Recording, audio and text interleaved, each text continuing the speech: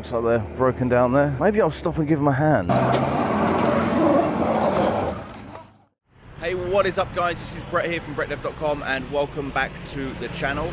Now it is an absolutely beautiful day here in Chiang Mai, and what I've decided to do is go for a motorbike ride. So what I'm going to do is I'm going to ride from not very far from my home. My home is just over there, and I'm going to go that way past Chiang Mai Zoo all the way up to Doi Suthep.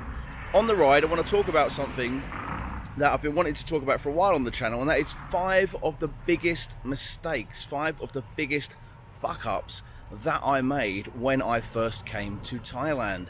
And I've made, trust me, a lot more than 5, but these are 5 that you will potentially make if you're going to move to Thailand, and you could potentially avoid. So let's get on the bike and let's get rolling.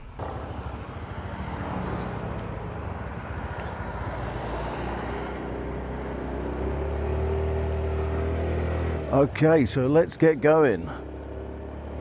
You should be able to see there on the left of me, there is a bunch of, these are called songtails. These are kind of like taxis, and they're parked right here outside of Chiang Mai Zoo. So if you want to come up to Doi Suthep the same way that I'm going, you don't have to ride a motorbike the way that I am. You can hop in the back of one of those songtails and make your way all the way to the top for a relatively cheap price. 5 of the biggest fuck-ups that I made when I first come to Chiang Mai. So I thought long and hard about this, and I thought about, you know, watch out for the dogs, just sitting there in the road as they do. The biggest fuck-up that I made when I first come here is a pretty big one. I've spoken about it a few times on the channel before, and that is that I just didn't save enough money. I've suggested on the channel that if you're going to come to Thailand for a long period of time, you should have at least a year's worth of savings in the bank in case you were to lose your job or whatever. Now, saying that, how much is that? How much do you need to save if you're going to come to Thailand? I would say I wish I'd have come here with at least a couple of years worth of savings in the bank, especially in my position. So I came here without, you know, making any money. I came with the goal to start working online and to be a digital nomad and to make money online. And for anyone doing that, that can take a lot of time, especially if you're starting from scratch. So not 1 year's worth of money. Ideally, I would say come with at least 2 years worth of savings. Now, again, how much is 2 years worth of savings? Looks like they're broken down there. Maybe I'll stop and give them a hand. Let's see. It looks like there's a songtail broken down there. I'll give them a push. Hey, 20 cup. You want to push? You want to push?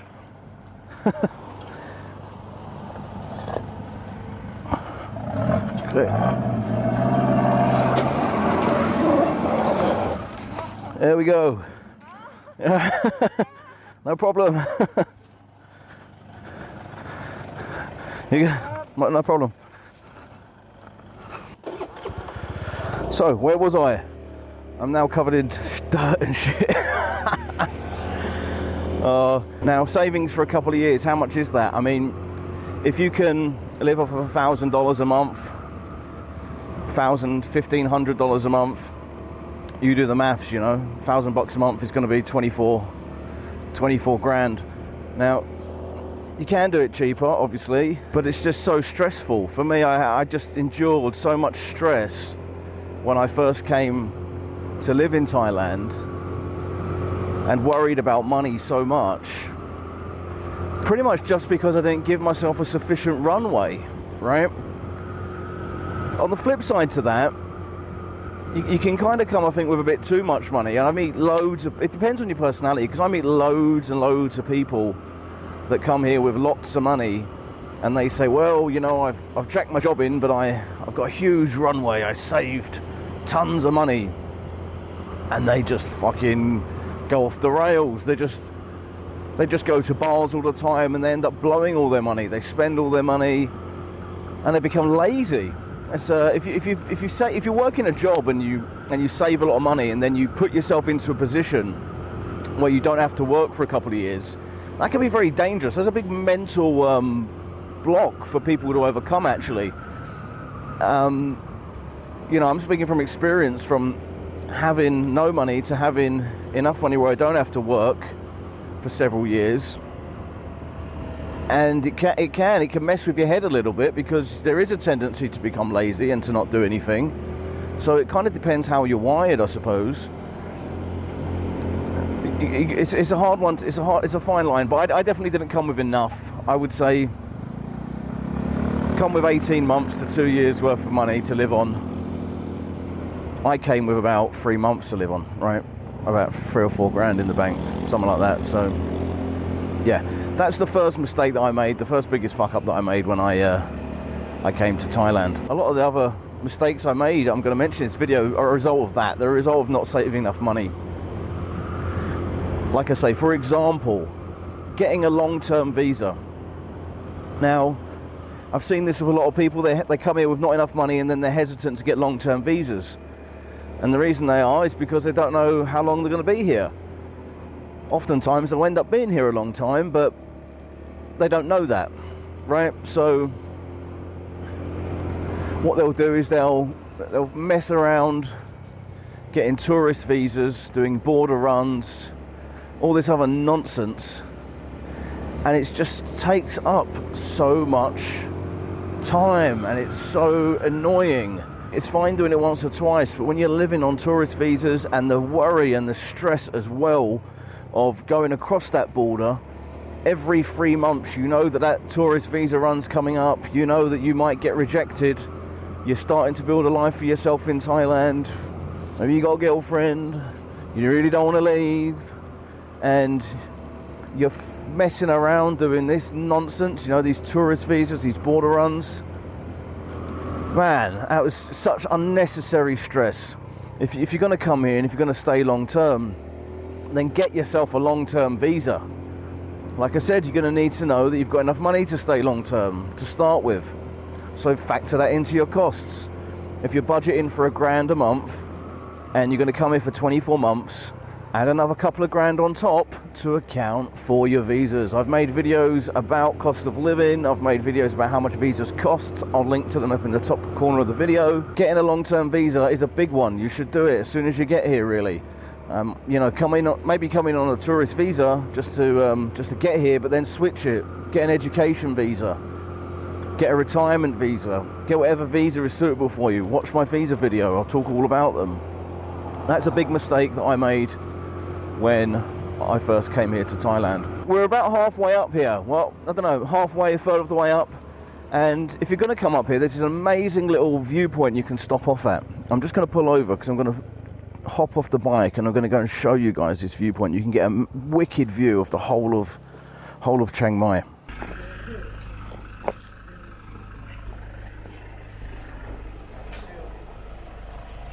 As you can see, they sell food up here. They sell you know, meat on a stick, strawberries.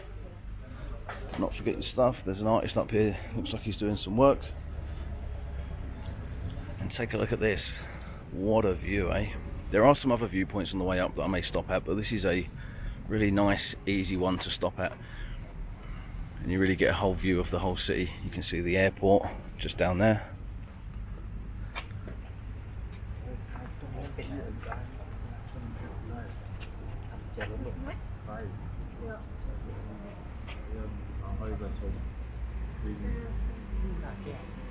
Strawberries and eggs and chicken and lots of nice food. Wake up. Coffee, Thai tea. Quick side note as well, if you are ever in Chiang Mai during New Year's Eve, this is an absolutely awesome place to come to. I came up here this New Year's Eve. I'm gonna lay some footage over the top of this video so you can see it. It's probably the craziest thing I've ever seen. The entire city just looks like it's being bombed.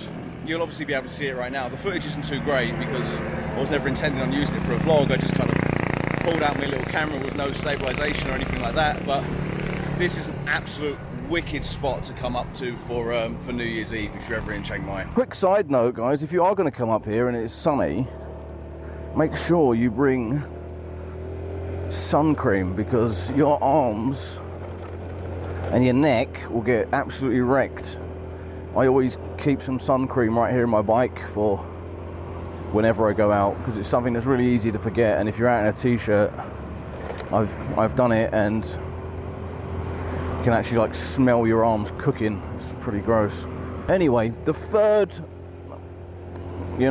fuck up that I made when I came to Thailand, again going back to what I said before, just as a result of not thinking I was going to be here long enough because I didn't have enough money, was small. It sounds small, but like getting a driver's license. Yeah, like I never got a driver's license for years when I came to Thailand, and well, initially it was because I didn't know how long I was going to stay here, but then it just became laziness. I just didn't get it because I was lazy, and I thought the process of getting a driver's license in Thailand would be hard. I thought it'd be a pain in the arse. It's not. It's like the easiest thing in the whole world. I'll put a link in the description, by the way, to a good blog post that tells you how to do this. You go in, you give them those documents, they make you watch a video for 45 minutes. When I watched the video, I thought they were getting me ready to take a test. Watching the video is completely pointless because it's basically a test preparation video. You come out of the room where you're watching the video, and then they just give you your driver's license. Makes no sense. You would think they would make you take a test, but they just convert your existing, Western driver's license to a Thai driver's license. They ask you, do you want the motorbike and do you want the car? Do you want both? You might as well get both, so you can ride a motorbike and drive a car. And the total cost is about 300 and something baht, which is about $10. It is the most easiest thing in the world, and I so regret not doing it sooner, because yeah, you can ride around in Thailand on a motorbike with no driver's license. Lots of people do it. You can drive a car with no driver's license, but when you go through police checkpoints, they're going to fine you all the time.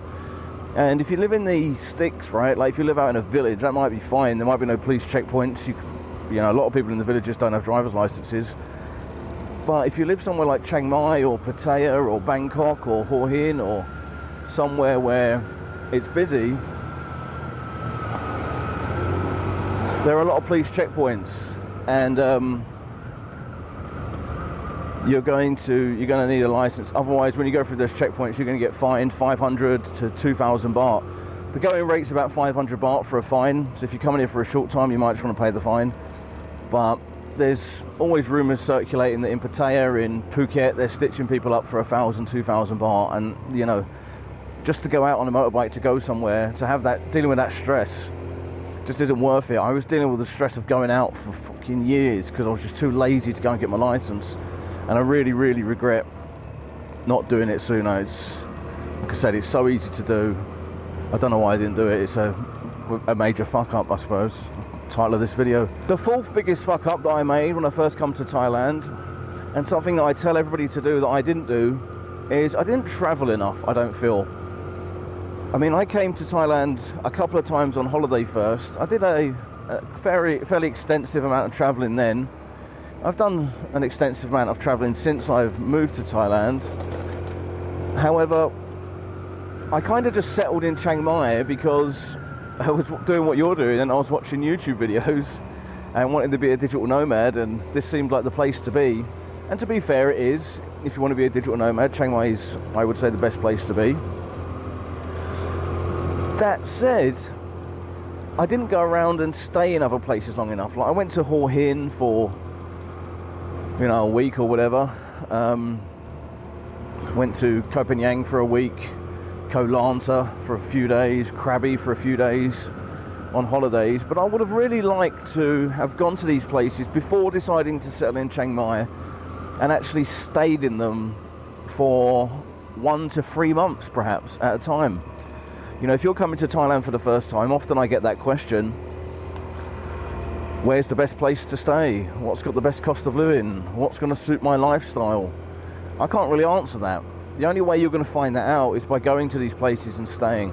And if you go and you stay for a month or more, you can always get really good deals on condos, right? You can get really cheap accommodation get a condo under 10,000 baht a month, and stay and see how you like the place. Look at that beautiful waterfall right there. Amazing. Maybe I'll stop it there on the way back down. But yeah, go and stay in these places. Go and stay and see for yourself. Every different place that you stay, every city, every province, I've always said this, it's like you could be in a different country. There's a completely different vibe, a completely different feel to every single place. Chiang Mai is nothing like Bangkok. I mean, the number plates look the same, the signs look the same, it's full of Thai people, but even the people are different. Saying that, even the people are different. So really, explore, check it out, and that's something I wish I'd have done. I wish I'd have stayed in different places. So here we are at Doi Suthep, we're at the entrance of Doi Suthep. I'm just going to park the bike here, I'm going to walk up, and I'm going to show you the entrance real quick. So as you can see, guys, it doesn't take long to get up here at all on the bike. That took me about 20-25 minutes, I would say. Some bugs there if you're feeling hungry.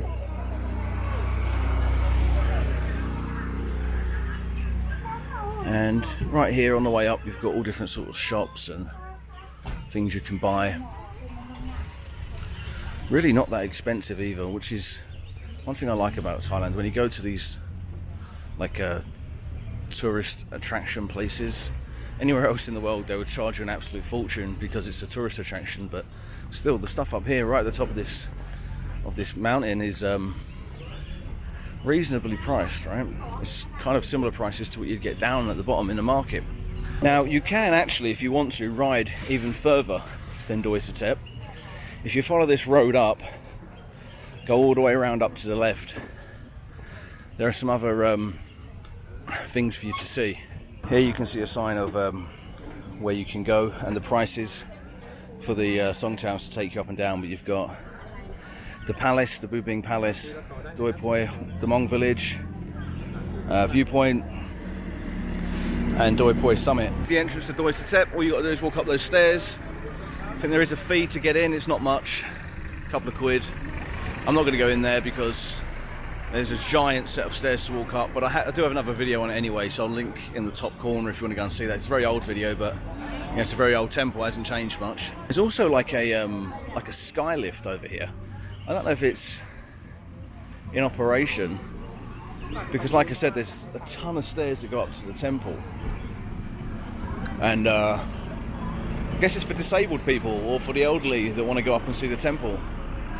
I'm pretty sure it is operation. I'm just looking over here now, and it looks like there's people going in there. So if you're really lazy, or if you're older, or if you're disabled, then you've got an automatic escalator here, which will take you all the way up to the top. That's pretty good to know. I was just about to head down the hill to the bottom, and then I realised that this video is called 5 of my biggest mistakes, 5 of my biggest fuck-ups when coming to Thailand, and I still haven't mentioned number 5. You see, that's how quick and easy it is to get up to Doi Suthep. You just hop on your bike and you're there before you even finish making your video. So what I'm going to do, I'm going to ride a little bit further up beyond Doi Suthep and maybe show you some other stuff up here. We'll ride perhaps up to the palace. The 5th biggest mistake, the 5th biggest fuck up that I made when I come to Thailand, and I'm still making this mistake, is not learning the language properly, right? So I could come up with every excuse in the book as to why I can't speak fluent Thai, but that's all it is. It's just excuses.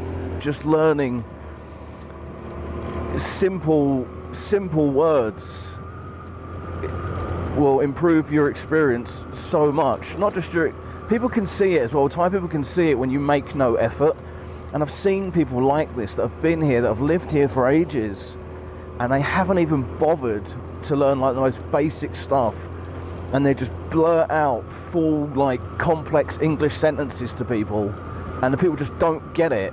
And you can just see by the look on their face that you just think, for fuck's sake, can you not make a little bit of effort? And the Thai people can see that as well. They can see that you're not making any effort and you just look like a knob. It makes your experience difficult.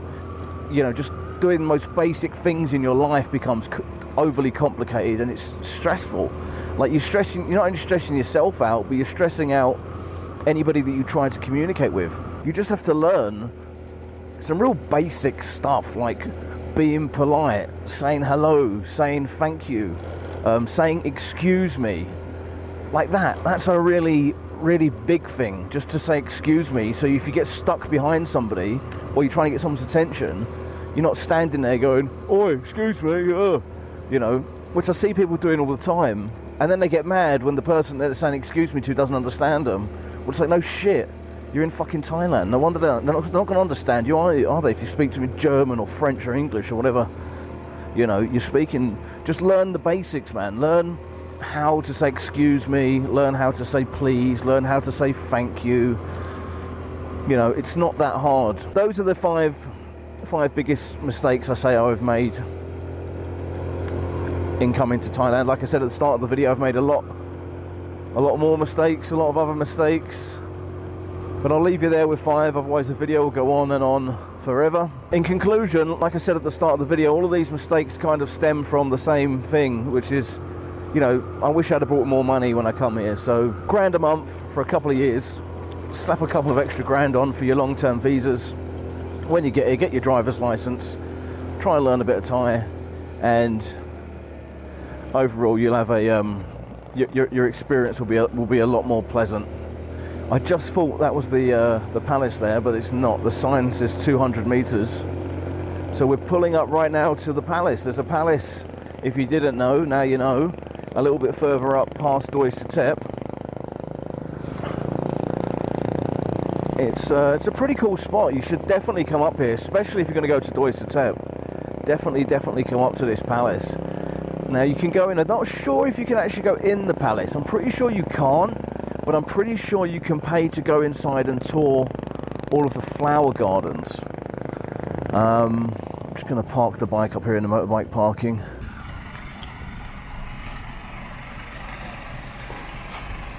So there you go, that's Bhubing Palace. I'm not sure what the fee to get in is, but we can go and have a look and find out. In between 8:30 AM and 4 PM. Yeah, you can only visit, would like to inform you that it's only for visiting the areas of roses, ornamental gardens. It's strictly prohibited to enter the private residence.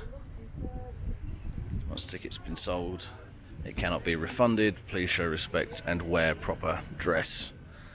When it says wear proper dress, in Thailand you should be wearing clothes that cover your knees, as you can see there. I just asked the guy, and the price to get into the market is 50 baht.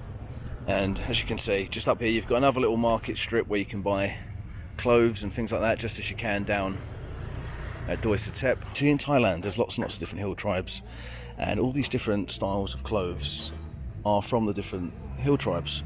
So these are really great souvenirs to take back with you, especially if you're only coming here on holiday, because you won't get these anywhere else in the world.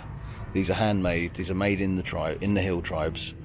When you buy this sort of clothing, you're supporting the people in the hill tribes who make these clothes, and this is their customary dress, you know, and they're selling it so that you can buy it and take back home. And there's more stuff down here as well, so you can go down there. And there's more shops up here, but there's also a coffee shop, and there's a restaurant and a place to stop and eat up here. So if you come up on the bike, or if you come up in the back of one of those songtails, and you can stop, grab a bite to eat, get a coffee. Convenient, eh? That's why I love Thailand. Everything is so convenient. Got a friend who likes to go working in coffee shops, like random remote ones, and I think he's actually come up here with his laptop before. got some work done in that coffee shop right there. So that is it, guys. I'm going to wrap it up there. Those are my 5 biggest mistakes that I made, well, 5 biggest fuck-ups that I made when I first come to Thailand. And you've also seen Suthep as well, so 2 videos in 1. I really hope you like it. I'm going to hopefully make more videos like this if you did like it. The sun is so bright in my face, oh my god. Hit subscribe, like the video, leave us a comment, let us know what you want to see on the channel, and until next time, this is Brett from brettdev.com, and we're out. Peace.